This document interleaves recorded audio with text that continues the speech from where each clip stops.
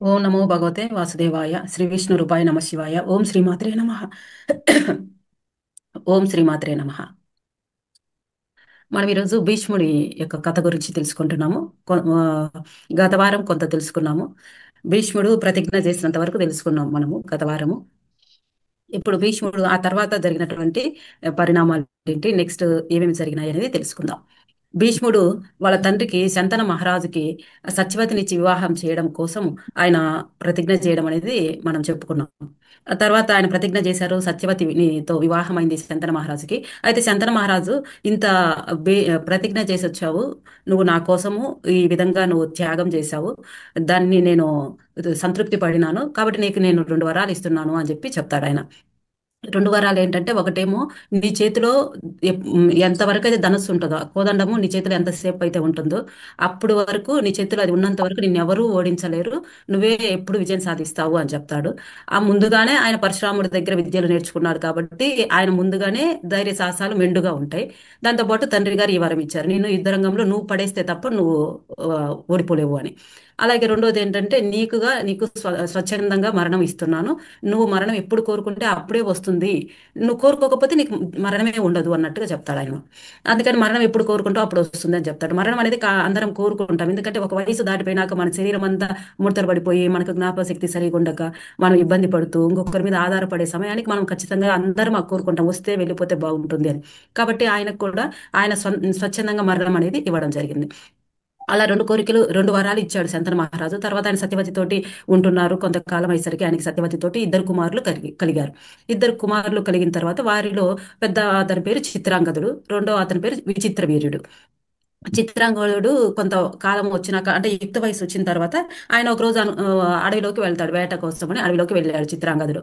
అలా అడవిలోకి వెళ్ళినప్పుడు అతను ఒక గంధర్వుడు అయినటువంటి చిత్రాంగదుడిని చూస్తాడు అక్కడ. ఆ గంధర్వులు మామూలుగా మనకు వాళ్ళు పైననే ఉంటారు దేవలోకంలో. వాళ్ళు ఎప్పుడో వాళ్ళకి ఇష్టమైనప్పుడు ఈ భూలోకంలోకి వచ్చి ఈ సరోవరాలలో ఉంటూ కొంతకాలం గడిపి వాళ్ళతో పాటు వచ్చినటువంటి గంధర్వ కన్యలతో పాటుగా ఇక్కడ ఉంటూ కొంతకాలం ఉండి తిరిగి వెళ్ళిపోతారు వాళ్ళు. అలా గంధర్వుడు వస్తే, చిత్రాంగదుడు అతని పేరు, నీ పేరు చిత్రాంగదుడే, నా పేరు కూడా చిత్రాంగదుడే, కాబట్టి ఎవరో ఒక్కరమే చిత్రాంగదుడు ఉండాలి, కాబట్టి నువ్వు నీ పేరును మార్చుకో అంటాడు ఈ చిత్రాంగదుడు. అహంకారం, నేను రాజకుమారుడిని అని. మనకు అహంకారమే మనల్ని ఇబ్బంది పెడుతుంది ఎప్పుడైనా కానీ. అయితే అతను గంధర్వుడైనటువంటి చిత్రాంగదుడు ఏమంటాడంటే, నేను నా పేరును మార్చుకోను, నాకు పెట్టిన పేరును నేను ఎందుకు మార్చుకుంటాను, యుద్ధం చేద్దాం, ఎవరం గెలిస్తే వాళ్ళము ఆ పేరు ఉంచుకుందాము, ఎవరం ఓడిపోతే వాళ్ళు తీసేయాలి అని చెప్తారు. అలా వాళ్ళిద్దరే పెట్టుకుంటారు, అదంతా నిర్ణయించుకుంటారు. ఆ అడవిలో యుద్ధం జరుగుతుంది. యుద్ధం జరిగితే ఆ యుద్ధంలో గంధర్వుడైనటువంటి చిత్రాంగదుడు విజయం సాధిస్తాడు.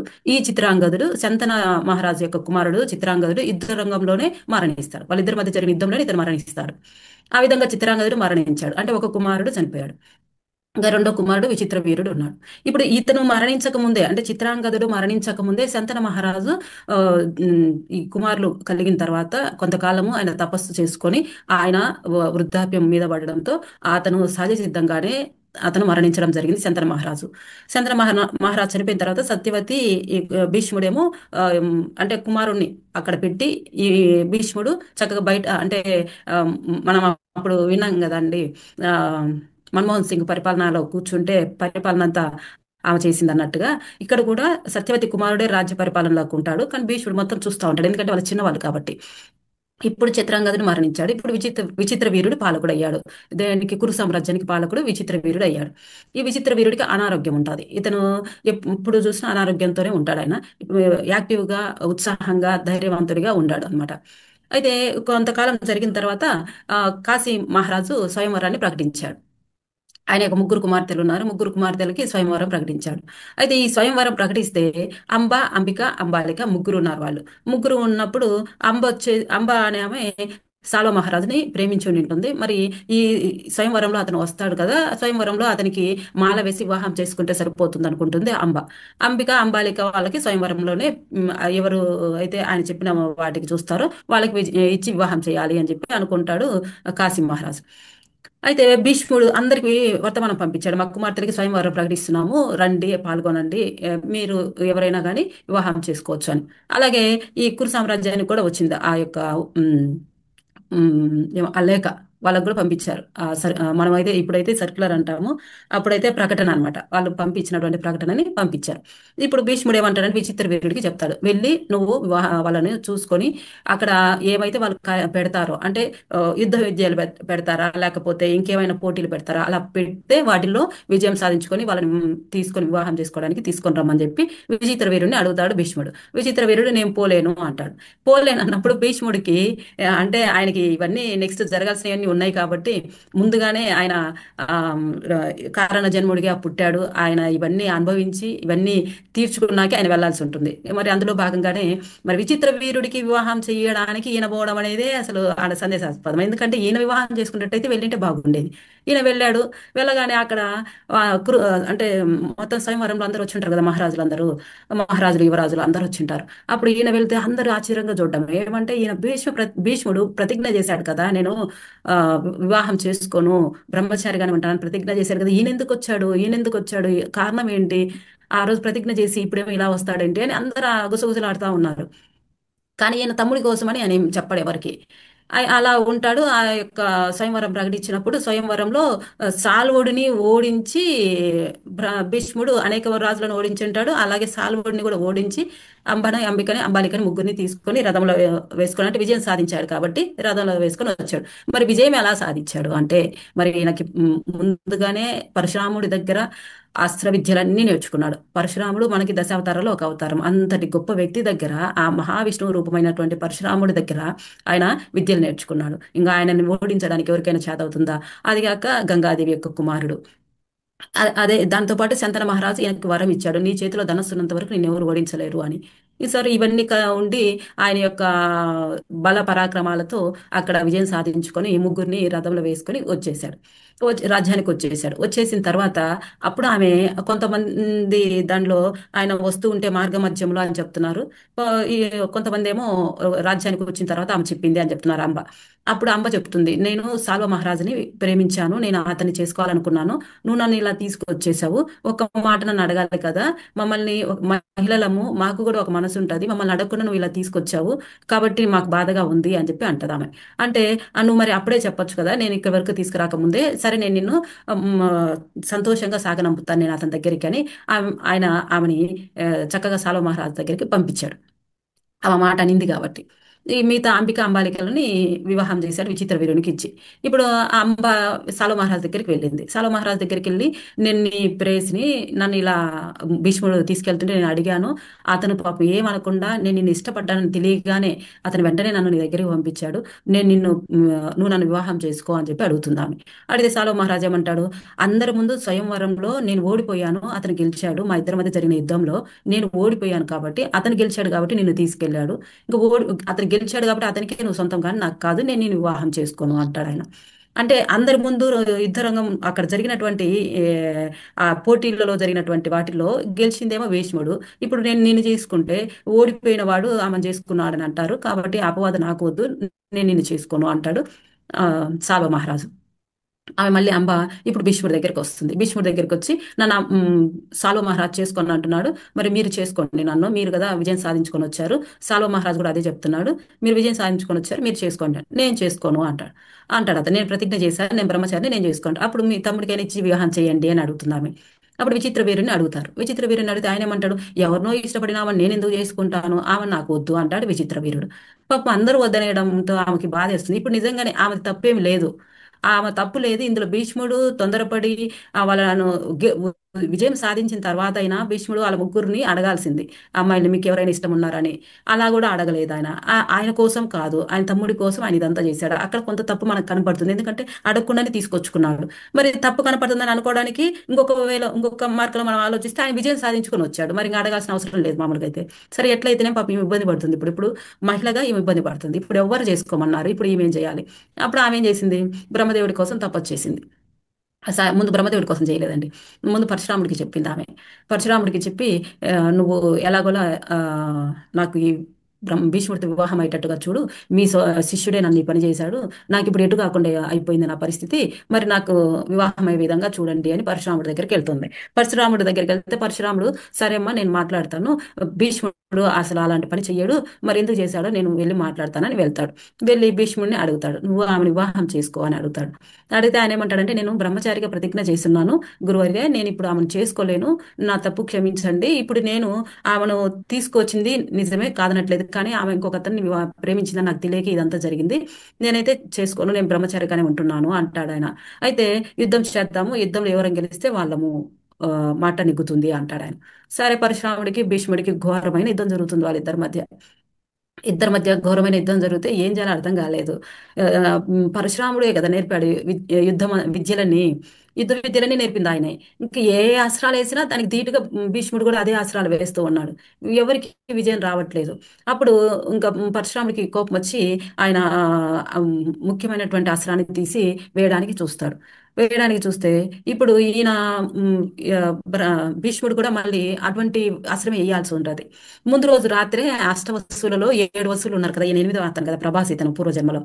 సరే ఇతనికి అష్టవసులు వచ్చి చెప్పిపోతారు, నువ్వు పరశురాముడితో ఘోరమైన యుద్ధం జరుగుతుంది నీకు, బాగా ఇబ్బంది పడిపోతున్నావు, కానీ ఓడకుండా యుద్ధం చేస్తూ ఉన్నావు.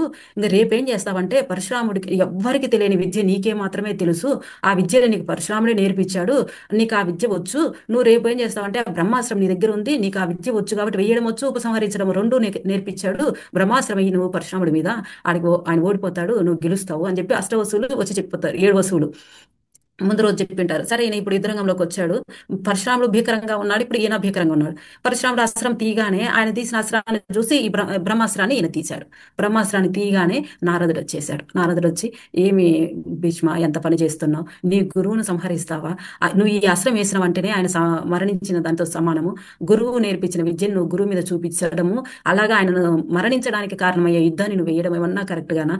ఇది తప్పు కదా భీష్మ. ఇది మీరు ఈ అస్త్రాన్ని వదిలినారంటే భూలోకం అంతా ఇబ్బంది పడుతుంది, భూదేవి వచ్చి బాధపడుతుంది, ఈ యుద్ధం ఆపండి అని. మరి భూదేవి బాధపడుతుంది, మేము బాధపడుతున్నాం, నువ్వు గురువు మీద ఇలా చేయడం మంచిది కాదు, ఆపు అని చెప్పి భీష్ముడికి వచ్చి నారదుడు చెప్తాడు ఆ బ్రహ్మాస్త్రాన్ని ఆపేయమని. అప్పుడు పరశురాముడి తండ్రి వస్తారు పరశురాముడి దగ్గరికి. ఏం పరశురామా, నువ్వు ఈ పని చేయొచ్చా? బ్రాహ్మణ కుటుంబంలో పుట్టి నువ్వు ఈ పని చేస్తున్నావు, ఇలాంటి పని చేయకూడదు, నువ్వు ఆపే దానిని. నువ్వు ఇప్పటికే 21 సార్లు భూమండలం అంతా తిరిగి ఈ పని చేసి వచ్చావు, మళ్ళీ ఇప్పుడు ఈ పని చేయాలని చూస్తున్నావు. అది అక్కడ నీ శిష్యుడు, అక్కడ శిష్యుని నువ్వు సంహరిస్తావా?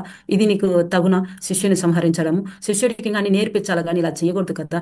పరశురామ ఆపయ్య, ఈ అస్త్రాన్ని ఉపసంహరించుకో అని చెప్పి పరశురాముడు తన జమదగిరి మహాముని వచ్చి చెప్తాడు. దాంతో పరశురాముడు కూడా ఆపుతాడు. అప్పుడు పరశురాముడు అంటాడు, నేను ఒకానొక సమయంలో ఈ మొత్తం జరిగిన ఈ యుద్ధంలో ఒకానొక సమయంలో నేను కింద పడిపోయాను, నాకు గుర్తుంది, కాబట్టి నేనే ఓడిపోయాను, భీష్ముడే గెలిచాడు అని చెప్పి ఆ అస్త్రాలు ఉపసంహరించినాకే చెప్తాడు ఆయన. నేనే ఓడిపోయాను, భీష్ముడే గెలిచాడు అని చెప్పి, సరే భీష్ముడే గెలిచాడు కాబట్టి భీష్ముడిని మళ్ళీ ఆశీర్వదించి అంబకి చెప్తాడు, అమ్మా నేను ఓడిపోయాను కాబట్టి నా మాట ఇంక ఇప్పుడు చెల్లదు, నువ్వు నీకు నచ్చిన వ్యక్తిని ఎవరైనా చేసుకోమ్మా, భీష్ముడి మీదనే ఎందుకమ్మా నీకు, ఇంకెవరినైనా నచ్చిన వ్యక్తిని వివాహం చేసుకో, నీ తండ్రి దగ్గరికి వెళ్ళి నీ తండ్రికి చెప్పి చూసుకొని మంచి వ్యక్తిని వివాహం చేసుకో, తప్పేముంది అని అంటాడు. అని పరశురాముడు ఇంకెళ్ళిపోతాడు. అంబకి బాధేస్తుంది, నన్ను ఇంత పని చేశాడు, నేను ఇంకే రాజు దగ్గరికి వెళ్ళగలుగుతాను, నేను మా పుట్టింటికి పోయి నేను ఏ విధంగా ఉండాలి, మా తండ్రికి నేను ఏ విధంగా నన్ను నా మొహం చూపించుకోవాలి అని ఈమె బాధపడుతూ ఈమె ఏం చేసింది, మనం ఇందులో భీష్ముడిలో ఈమె చెప్పాల్సి వచ్చిందండి, అందుకే ఈమె గురించి చెప్పుకుంటున్నాం. ఈమె ఏం చేసింది, మళ్ళీ బ్రహ్మదేవుడి కోసం తపస్సు చేసింది. తపస్సు చేస్తే ఏం కావాలి వరం కోరుకోమ్మా అంటే, నేను భీష్ముడిని జయించే విధంగా నాకు వరం ఇవ్వాలి అంటే, అలా కాదు నువ్వు ఇంకేదైనా కోరుకుంటే, అయితే నేను భీష్ముడిని జయించడానికి కావాల్సినటువంటివి ఏవైనా మీరు ఇవ్వండి అంటే, ఆయన ఒక పూల మాల ఇస్తాడు. పూలమాల ఇచ్చి, ఈ మాల నువ్వు ఎవరి ఇంటి గుమ్మానికి వేస్తావో వాళ్ళు భీష్ముడితో యుద్ధం చేయాల్సి ఉంటుంది, వాళ్ళు యుద్ధం చేస్తే విజయం సాధిస్తే అప్పుడు నీ యొక్క కోరిక నెరవేరుతుంది, భీష్ముని ఓడించడమే కదా నీకు కావాలి, ఆ విధంగా నువ్వు ఎవరి గుమ్మం మీద వేస్తావో వాళ్ళతో యుద్ధం చేస్తే వాళ్ళు గెలుస్తారమ్మా అని చెప్తాడు. సరే ఆ యొక్క మాల తీసుకుంటుంది ఆమె. ఆ మాల తీసుకొని ఆ అందరి గుమ్మాలకి వేస్తుంటది, ముఖ్యమైనటువంటి ఆ రాజుల దగ్గర వేస్తే ఎవ్వరూ అంగీకరించరు. తర్వాత ఆమె ఏం చేసింది, ద్రుపద మహారాజు యొక్క గుమ్మానికి వేస్తుంది. వేయగానే ద్రుపద మహారాజు వచ్చి, ఏంటమ్మా ఇది వేసావు, కారణం ఏంటి అంటే, నేను ఈ మాల ఇలా తీసుకున్నాను, ఇప్పుడు మీ గుమ్మానికి వేసాను, మీకు ఇష్టమైతే మీరు నాకు సపోర్టుగా మీరు ఇప్పుడు భీష్ముడితో యుద్ధం చేసి భీష్ముడిని ఓడించండి, ఇంకా అదే నాకు ప్రతీకారము, ఇంకా అంతకంటే నేనేం కోరుకోవట్లేదు అని అడుగుతుంది ఆమె.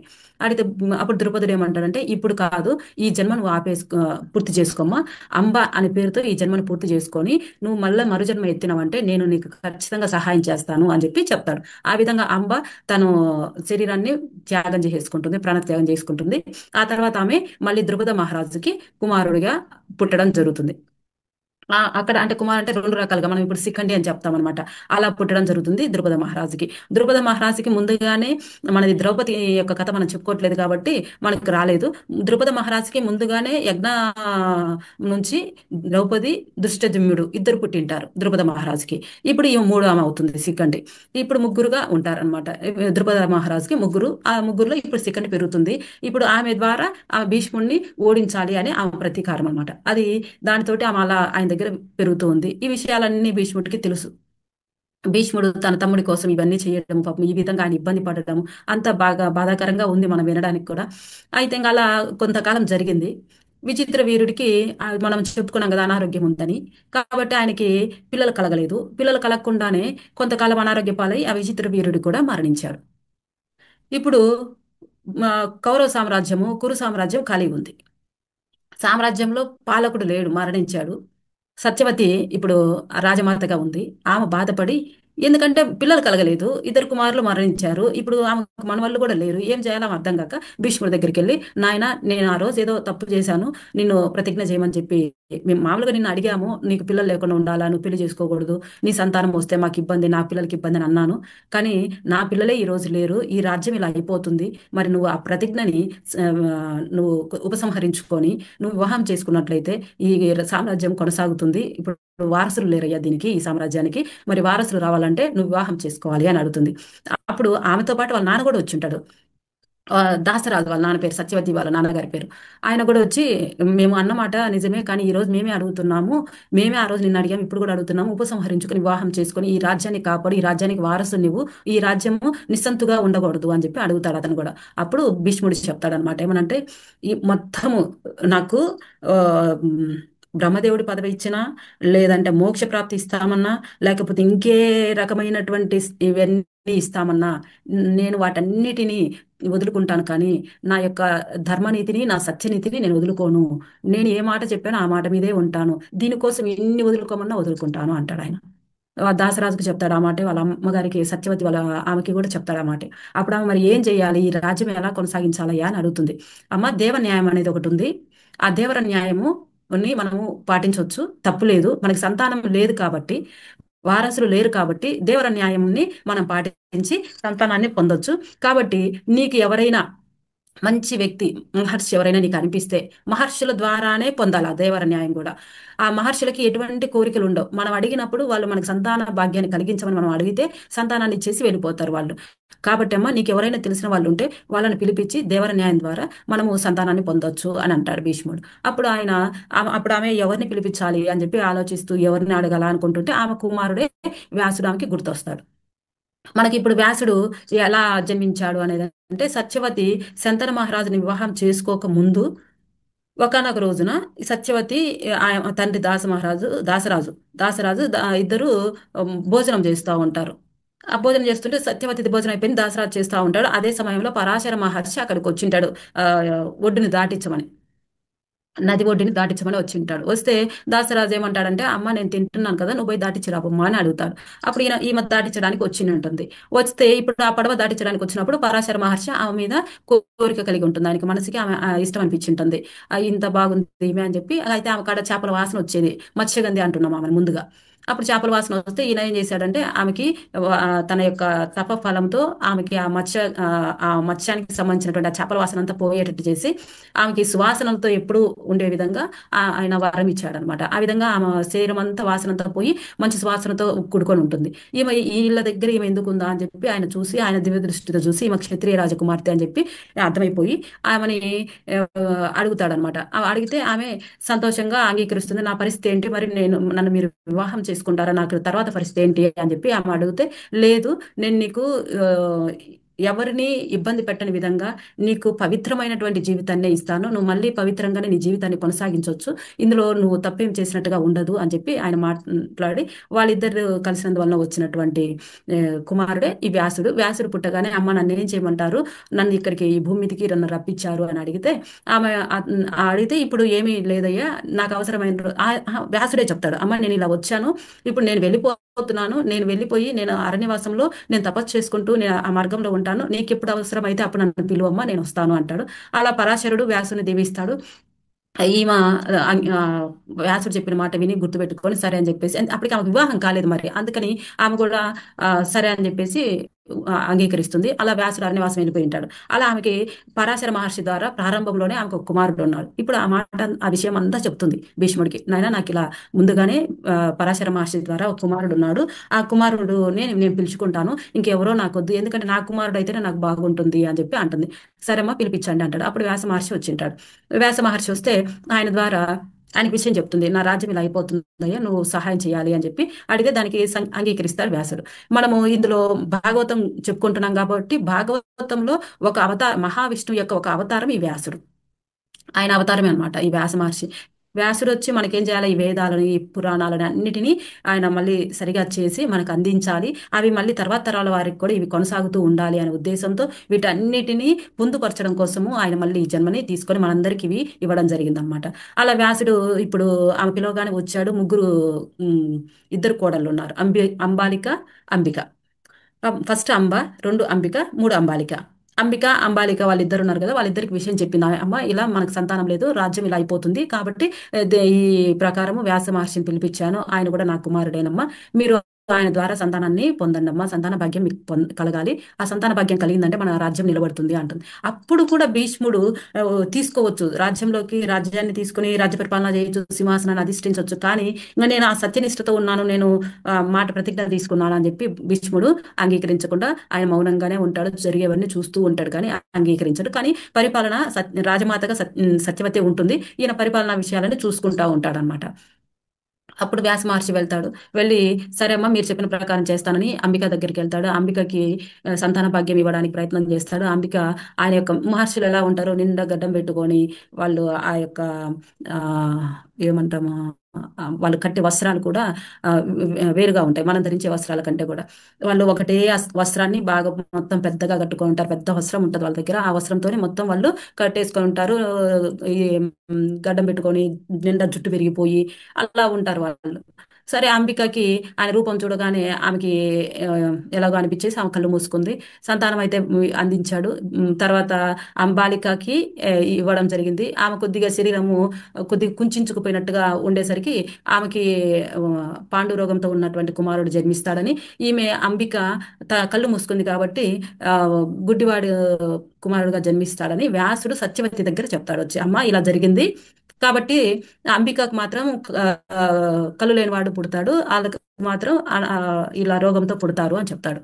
అయ్యో ఇలాంటి జరిగిందా, నువ్వు మళ్ళీ నాకు మంచి కుమారుణ్ణి ఇవ్వయ్యా, అంబికకే ఇవ్వు, ఎందుకంటే కళ్ళు అలా అయిపోయినాయి అంటున్నావు కాబట్టి నువ్వు అంబికకే ఇంకొక సంతానాన్ని ఇవ్వు అని అడుగుతుంది. అప్పుడు మళ్ళీ సరే అని చెప్పి అనుకొని వెళ్ళడానికి సిద్ధమైతే అంబిక ఏం చేసింది, ఈసారి నేను పోలేను ఆయన దగ్గరికి అని దాసిని పంపిస్తుంది. ఆ దాసి ద్వారా ఆమెకి దాసి మహాభాగ్యంగా భావిస్తుంది. అంతటి మహర్షి వచ్చి సంతాన భాగ్యం ఇస్తుంటే ఇంకేం కావాలని ఆమె మనస్ఫూర్తిగా ఆయనతో ఉంటుంది. ఆమెకు అందువలన ఆ, ఆయన దీవించిన విధానానికి విదురుడు ఆమెకి జన్మిస్తారు. అందువలన అంబికకి ఇద్దరు, ధృతరాష్ట్రుడు, విదురుడు. ఆ, అంబాలికకి పాండురాజు ఒకడనమాట. వీళ్ళ ముగ్గురు సంతానం కలుగుతారు. ముగ్గురు చక్కగా పెరిగి పెద్దవాళ్ళు అవుతారు. ధృతరాష్ట్రుడు, పాండురాజు అలాగే విదురుడు ముగ్గురు పెరిగి పెద్దవాళ్ళు అవుతారు. వీళ్ళందరినీ చూస్తున్నాడు. చూసేదెవరు, భీష్ముడే. చూడండి, సత్యవతి కుమారులను చూశాడు, ఆ చిత్రాంగదుని, విచిత్ర వీరుని, వాళ్ళు అయిపోయారు. ఆ తర్వాత ఇప్పుడు మళ్ళీ మళ్ళీ ఈ కుమారులు అంటే మనవళ్ళు మనవరాలను మళ్ళీ సారీ మనవాళ్ళను మళ్ళీ చూస్తున్నారు, అంటే సత్యవతి మనవళ్ళను చూస్తున్నాడు ఈయన.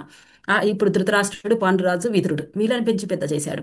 ఇంతకుముందు చిత్రాంగదుడు, విచిత్ర వీరుని పెద్ద చేసి వాళ్ళకి వివాహం చేసేదాకా తీసుకొచ్చుకున్నాడు. మళ్ళీ ఇప్పుడు వీళ్ళకి పెద్దవాళ్ళని చేశాడు. ఇప్పుడు గాంధార రాజ్యంలో వాళ్ళు స్వయంవరం ప్రకటిస్తే ఆ గాంధార రాజ్యానికి వెళ్ళి గాంధారిని వివాహం చేయించాలా, కంపల్సరిగా గాంధారిని మాకే ఇవ్వాలా అని చెప్పి పట్టుబట్టి గాంధారిని తీసుకొచ్చి ధృతరాష్ట్రుడికి ఇచ్చి వివాహం చేశారు. ఆ ధృతరాష్ట్రుడికి ఇచ్చి వివాహం చేసిన తర్వాత గాంధారి కథ మళ్ళీ మనకి వస్తుందా, ఆమెది సపరేట్ గా. ధృతరాష్ట్రుడికి వచ్చి వివాహం చేశాడు, గాంధారిని ఇచ్చి వివాహం చేశాడు. ఆ విధంగా గాంధారి అయితే ఆమె మనందరికీ తెలిసింది, మనం అందరం ఎన్నోసార్లు విన్నాం, ఆమె కళ్ళకి గంతలు కట్టుకొని నా భర్త ఎలా ఉంటే నేను అలాగే ఉంటాను అని చెప్పి ఆమె అలా ఉండిపోయింది. మళ్ళీ పాలనా భారం అంతా మళ్ళీ భీష్ముడి మీదే పడింది. తర్వాత పాండురాజుకి ఈ- ఈయనకి కుంతీదేవిని, కుంతి భోజుడు అనేటువంటి ఆయన కుమార్తె కుంతీదేవిని ఇచ్చి వివాహం చేయడం జరిగింది. ఆ తర్వాత ఆయనకి ఆ, మాద్రి అనే ఆమెని మద్ర రాజకుమార్తె మాద్రి ఆమెనిచ్చి వివాహం చేయడం జరిగింది. అలా పాండురాజుకి ఇద్దరు భార్యలు ఉన్నారు. విదురుడు అక్కడ ఆ, వాళ్ళతో పాటు అన్ని విషయాలన్నీ తెలియజేస్తూ చెప్తూ భీష్ముడికి సహాయంగా ఉంటూ ఉన్నాడు. ఈ విధంగా కొనసాగుతుంది. భీష్ముడు మళ్ళీ పరిపాలనా బాధ్యతలు పేరుకు వాళ్ళని పెట్టి మళ్ళా ముఖ్యమైనటువంటి బాధ్యతలని ఈయన చేస్తూ వాళ్ళ పేరు మీదనే పరిపాలన చేస్తూ ఉన్నాడు. అలా చేస్తూ ఉన్న తర్వాత ధృతరాష్ట్రుడికి సంతానం కలిగింది. ముందుగా కుంతీదేవికి సంతానం కలిగింది. సో మనం మళ్ళీ ఆ పాండురాజుకు వచ్చినప్పుడు మళ్ళీ చెప్పుకుందాం, ధృతరాష్ట్రుడప్పుడు మళ్ళీ విషయాలని చెప్పుకుందాం. ఇప్పుడు మనం భీష్ముడిది చెప్పుకుంటున్నాం కాబట్టి నేను వాళ్ళకి తక్కువగానే చెప్తున్నాను. ముందు పాండురాజుకి కుంతిదేవికి కలిగిన సంతానం కలుగుతుంది. ధర్మరాజు, భీముడు, అర్జునుడు. ఆ తర్వాత వాళ్ళకి కలిగే సంతానం నాకు కలగలేదని ఈమె బాధపడుతుంది. ఈమెకి మళ్ళీ ఆ పిండాన్ని ఈమె కొట్టుకునేసరికి ఈమెకి పిండం ముక్కలైపోయి 101 మంది పిల్లలు ఈమెకు జన్మిస్తారు గాంధారికి. ఆ తర్వాత మా ఇద్దరికి ఇద్దరు, నకులుడు, సహదేవుడు. ఆ విధంగా వాళ్ళకి సంతానం కలుగుతుంది. ఈ పాండు మహారాజు ఆ, ఆ, మామూలుగా మనకు మనుధర్మ శాస్త్రం ప్రకారం, మన ధర్మశాస్త్రం ప్రకారం అంగవైకల్యుడికి ఎప్పుడు కూడా రాజ్యం ఇవ్వకూడదు. ఎందుకంటే సరైన పరిపాలన చేయలేరు, సరైన నిర్ణయాలు తీసుకోలేరు, ఇంకొకరి మీద వాళ్ళు ఆధారపడి ఉండాలి. కాబట్టి అంగవైకల్యుడికి రాజ్యార్హత అనేది లేదు అని చెప్పి మనకు మన ధర్మశాస్త్రం ప్రకారం ఉంది. కాబట్టి ఇంకా రాజ్యం ఎవరికి ఇవ్వాలి? పాండురాజుకి ఇవ్వాలి. ఏది మన ధర్మశాస్త్రం ప్రకారం. అందువలన భీష్ముడు ఏం చేశాడు? ఆయనకు తెలియని వేద విద్యలంతా అవపోసన పట్టాడు వశిష్ఠ మహర్షి దగ్గర. ధర్మం అంటేనే ఆయన అన్నట్టుగా ఉండేవాడు అనమాట. అలాంటి వ్యక్తి మరి ఇవన్నీ చూసి గమనించే ఆ రాజ్యార్హత లేదు కాబట్టి ధృతరాష్ట్రుడిని పక్కన పెట్టేసి రాజ్యార్హత ఉందని పాండురాజుకి ఇవ్వడం జరిగింది. మామూలుగా పెద్ద కుమారుడు ధృతరాష్ట్రుడికే ఇవ్వాలి. అంగవైకల్యుడు కాబట్టి రెండో కుమారుడు అయినటువంటి పాండురాజుకి ఇవ్వడం జరిగింది ఇక్కడ. అందువలన ధర్మబద్ధంగా ఇప్పుడు రాజ్యాన్ని తీసుకునేది పాండురాజు. మనము చాలా సార్లు ధృతరాష్ట్రుడు పెద్దవాడు కదా, ఆయన ఒకవేళ గుడ్డివాడు అనుకోండి, ఆయన కుమారుడు దుర్యోధనుడికి రాజ్యం రావాలి కదా అని అంటా ఉంటారు.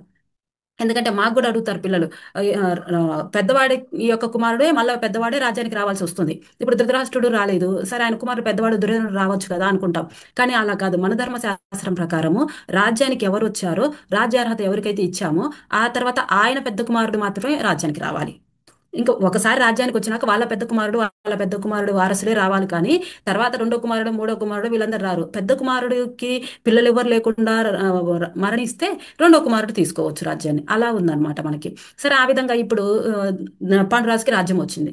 పాండురాజుకి రాజ్యం వస్తే పాండురాజు పరిపాలన చేస్తుంటే పాండురాజు వెళ్ళి భీష్ముడితో చెప్తాడు, తాత నేను రెండో వాడిని, అన్నయ్య పెద్దవాడు, అన్నయ్య ఉండగా నేను పరిపాలన చేస్తే బాగలేదు, నాకు చాలా బాధగా ఉంది, నేను పరిపాలన బాధ్యతలని నేను చూస్తాను, కానీ రాజుగా అన్నయ్యనే ఉంచండి అని అడుగుతాడు. చూడండి ఎంత గొప్ప గుణం ఉందో పాండురాజు దగ్గర. రాజుగా అన్నయ్యను ఉంచండి, పెద్దవాడిని లేకుండా నేను చేయడం బాగాలేదు, పరిపాలన మొత్తం నేనే చూస్తాను, ఆయన రాజుగా ఉంచండి అంటాడు. దానికి అంగీకరిస్తారు. ధృతరాష్ట్రుడు రాజుగా చెప్పుకొని పాండురాజు ఆయనకి అన్ని చేస్తారు. కానీ అఫీషియల్ గా అధికారికంగా పాండురాజే, కానీ రాజసింహాసనం మీద ధృతరాష్ట్రుడే ఉంటాడు. ఆ విధంగా కొనసాగుతుంది. అనుకోకుండా పాండురాజు మరణిస్తాడు. ఆయన పాండురాజు మరణిస్తే అప్పుడు పూర్తిగా పాండురాజు యొక్క అది ఆగిపోయింది కదా. ఇప్పుడు ఎవరికి వాళ్ళ రాజ్యము? ధర్మరాజుకి వాళ్ళు.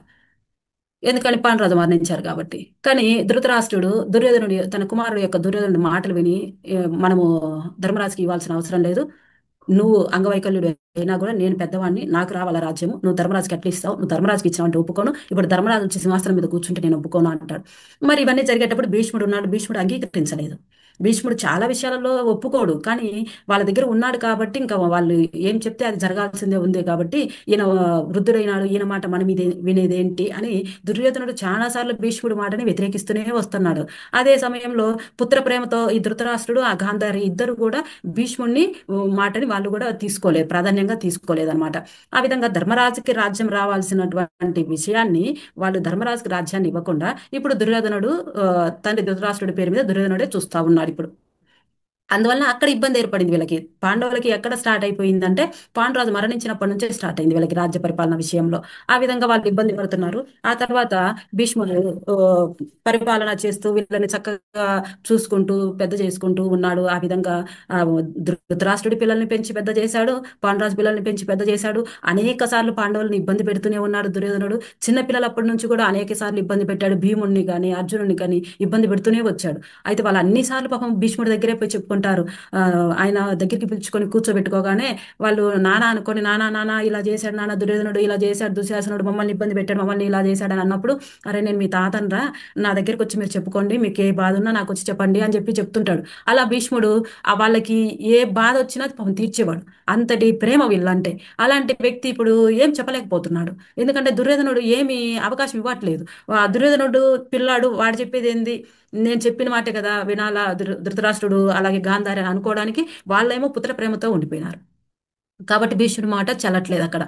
చూడండి, ఆయన ఎవరి కోసం రాజ్యత్యాగం చేశాడో వాళ్ళు లేరు. తండ్రి వెళ్ళిపోయారు. తర్వాత సరే ఆమె తన కుమారులకి రాజ్యం కావాలన్న ఆమె కుమారులు వెళ్ళిపోయారు. తర్వాత ఇప్పుడు వ్యాస మహర్షి ద్వారా సంతానం కలిగితే వీళ్ళలో ఒకడేమో అంగవైకల్యుడు, ఇంకొక ఆయనేమో అనారోగ్యంతో ఉండిపోయాడు. ఆ, ఇప్పుడు వీళ్ళకు పుట్టిన కుమారులలో దుర్యోధనుడు వాళ్ళ యొక్క వారసులు అందరేమో ఎప్పుడు చూసినా అసూయ, ద్వేషము, కోపము, స్వార్థము ఇలాంటి వాటిలో మునిగిపోయారు. ఈ పాండవులు వాళ్ళని చూస్తే ధర్మం అని చెప్పి ధర్మ రీతిలో ఉండిపోయినారు. కాబట్టి వీళ్ళు కష్టాలు పాలైపోయినారు. ఇప్పుడు వీళ్ళు, మేము మా నాన్నగారు కదా ఇన్నాళ్ళు పరిపాలన చేశాడు, మాదే ఈ రాజ్యం అని వీళ్ళు గట్టిగా పట్టుకొని కూర్చోలేకపోయినారు. ఎందుకంటే భీష్ముడు మొత్తం చూస్తుందంతా భీష్ముడే. మరి అటువంటి భీష్ముడు వాళ్ళకి అవకాశం ఇవ్వట్లేదు. మరి ఇప్పుడు దుర్యోధనుడి యొక్క మాట ఎక్కువగా చెల్లుతుంది. రాజ్యపాలన ధృతరాష్ట్రమే పెట్టుకున్నాడు, ఆయన సింహాసనం మీద ఉన్నాడు కాబట్టి ఇంక ఆయన మాటే చెల్లాలి. సరే ఇలా కొనసాగుతూ ఉంది. భీష్ముడికి ఏం చేయాలా ఏంటి అనే దానికి ఆయనకి అర్థం కాకుండా పోయింది. ఎందుకంటే వీళ్ళు వినట్లేదు, అటు చూస్తే వాళ్ళకి రాజ్యం లేదు. సరే అనేక సార్లు ప్రయత్నం చేశారు. మళ్ళీ మాకు రాజ్యం కొంత ఇవ్వండి అని అడిగారు. అడిగితే మా మాకు మా నాన్నగారు పరిపాలన చేశారు కదా, మాదే కదా ఈ రాజ్యము, మాకు కొంత రాజ్యాన్ని ఇవ్వండి, మీరు పరిపాలన చేసుకోండి, మేము వద్దనట్లేదు, మాకు కొంత ఇవ్వండి, మా నాన్న యొక్క భాగంలో మాకు కొంత ఇవ్వండి అంటే అప్పుడు నిస్సారమైనటువంటి భూమిని వాళ్ళకి ఇస్తారు. ఆ నిస్సారమైనటువంటి ఆ భూమిని వీళ్ళు తీసుకొని దాన్ని బాగు చేసుకొని దాన్ని ఇంద్రప్రస్థం అంటాం. నిస్సారమైన భూమిని వీళ్ళకి ఇస్తారు. అంటే మనం బీడు భూములు అంటామే అలాంటివి. అంటే ఇంక వీళ్ళు రాజుగా ఇవ్వాలి కాబట్టి ఆ నిస్సారమైన భూమిని ఇంద్రప్రస్థం అనే ప్రాంతాన్ని వీళ్ళకి ఇవ్వడం జరుగుతుంది. ఇస్తే ధర్మరాజు కదా, ఆయన ఎక్కడి పోయినా ఆయన ఉమ్, పాడి పంటలతో వర్ధిల్లుతుంది. అటువంటి నిస్సారమైనటువంటి భూమిని వాళ్ళకి ఇస్తే ధర్మరాజు తన సోదరులందరితో పాటు కలిసి దానిని బాగు చేసి ఒక మంచి రాజ్యంగా ఏర్పాటు చేసుకొని అందులో మళ్ళీ ప్రజలతోనూ పాడి పంటలతోనూ ఆ రాజ్యం వర్ధిల్లే విధంగా చేసుకుంటారు. ఇంత బాగా చేసుకున్నాడేంది అని దుర్యోధనుడికి మళ్ళీ ఇక్కడ బాధ. ఆ దుర్యోధనుడికి బాధ అయితే ఇప్పుడు వాళ్ళ ధర్మరాజు పాండవులు అందరూ కలిసి ఆ యొక్క రాజ్యాన్ని ఏర్పాటు చేసుకొని బాగా సుభిక్షణంగా రాజ్య పరిపాలన చేస్తూ ఉన్నాడు ధర్మరాజు. ఇది చూడండి, ఇప్పుడు రెండు ప్రాంతాలు. ఇప్పుడు ఇప్పుడు ఈయన కురు సామ్రాజ్యము ఒకటి, ఇది దుర్యోధనుడు మరి దుర్యోధనుడు ఇక్కడ ఆపేస్తాను సార్. మళ్ళీ కార్తీక పురాణం కథ వస్తుంది కదా. ఇప్పుడు కురు సామ్రాజ్యం అనేది ఒకటి, దీనిని దుర్యోధనుడు పరిపాలన చేస్తున్నాడు. ఇంద్రప్రస్థం అనేది ఒకటి, దానిని ధర్మరాజు తన సోదరుల యొక్క సలహాలు సహాయంతో ధర్మరాజు పాలకుడిగా ఉండి పరిపాలన చేస్తూ ఉన్నాడు. ఈ సమయంలోనే మనకు అక్కడ వాళ్ళు ఆ, మయసభని ఏర్పాటు చేసుకొని ఆ యొక్క దానికి ఆహ్వానాన్ని పంపించడము, దానికి దుర్యోధనుడు వెళ్ళి ఇంత బాగుందే వీళ్ళ యొక్క భవనము అని చెప్పి అసూయ కలిగి అక్కడ నీళ్లు ఉన్న చోట లేనట్టుగాను, నీళ్లు లేని చోట ఉన్నట్లుగాను ఉండేసరికి ఈ దుర్యోధనుడు అక్కడికి వెళ్ళి ఆయన నీళ్లు లేవు కదా అనే దాంట్లో అడుగు పెట్టడము, ఆ నీళ్ళలో ఈయన తడవటము, అప్పుడు ద్రౌపది దేవి నవ్విందని చెప్పి బాధపడము, ఇవన్నీ మళ్ళీ వస్తాయి. దాంతో పాటు యుద్ధం వరకు కొనసాగుతుంది అనమాట. ఇందులో పాపం భీష్ముడు యొక్క త్యాగము మనం మరువలేనిది ఇంకా ఉంది. ఆయన విష్ణు సహస్రనామం అందించింది ఆయనే మనకి, ధర్మ నీతులు చెప్పింది ఆయనే. సపరేట్ గా శాంతి పర్వంలో, అనుశాసక పర్వంలో ధర్మనీతుల గురించే ఎక్కువగా ఉంటుంది. ధర్మరాజుకి చెప్తాడు ఆయన అనమాట ఆ ధర్మనీతుల గురించి. అలాంటి గొప్ప వ్యక్తి ఆ భీష్ముడు. ఆయన గురించి మనం చెప్పుకుంటున్నాము. చెప్పుకునే అవకాశము నాకు ఇచ్చారు. ఓం నమో భగవతే వాసుదేవాయ. సర్వం శ్రీకృష్ణార్పణమస్తు. Thank you Savitri ma'am. ఎవరికి ఏమన్నా డౌట్స్ ఉన్నాయా అండి? ఏమన్నా యాడ్ చేస్తారా?